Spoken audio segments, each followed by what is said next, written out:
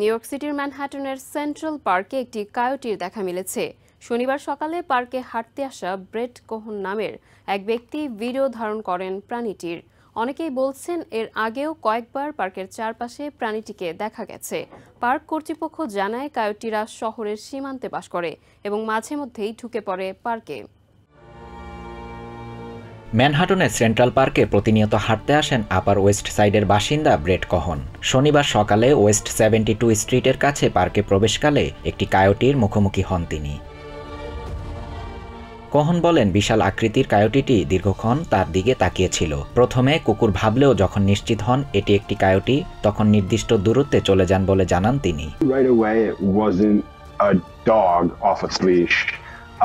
It took me a second to realize, like, hey, this is the coyote. বেশ কিছুক্ষণ কায়োটিটির video ধারণ করেন Cohn. এরপর থেকে সামাজিক মাধ্যমে ভাইরাল হয় ভিডিওটি। একটি গাছের চারপাশে ঘোরাঘুরি করতে দেখা যায় প্রাণীটিকে। ভিডিওটি দেখার পর অনেকে জানান ওই কায়োটিটিকে বেশ কয়েকবার পার্কে দেখা গিয়েছে। I've seen raccoons in Queens. বন্যপ্রাণী বিশেষজ্ঞদের মতে অতিরিক্ত ক্ষুধার্ত না হলে কায়োটি জনসাধারণের জন্য হুমকি নয়। কায়োটি সাধারণত লাজুক প্রকৃতির হয় এবং খাবারের খোঁজে মাঝে মধ্যে পার্কের ভেতর চলে আসে। এনওয়াইসি পার্কস ওয়াইল্ড লাইফ ইউনিটের সদস্য ক্যাটরিনা টোল বলেন, কায়োটিরা সাধারণত রাতে বা ভোরের দিকে খাবারের খোঁজে বের হয়, তবে মানুষের ক্ষতি করে না। Coyotes are more active at night or dawn and dusk.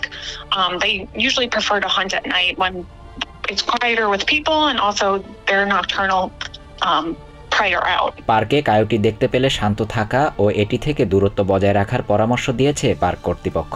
কুকুর ও কায়োটি দেখতে একই রকম মনে হলেও কুকুর তার লেজ নাড়িয়ে চলে, অন্যদিকে কায়োটি তার লেজ নিচু এবং মাটির কাছাকাছি রেখে চলে। স্বাভাবিকভাবে মানুষদের এড়িয়ে চলে কায়োটিরা। শাহরিয়ার শাফাত, TVN 24 news desk. New York থেকে সম্প্রচারিত TVN 24 টেলিভিশন বিশ্বজুড়ে বাঙালির কণ্ঠস্বর।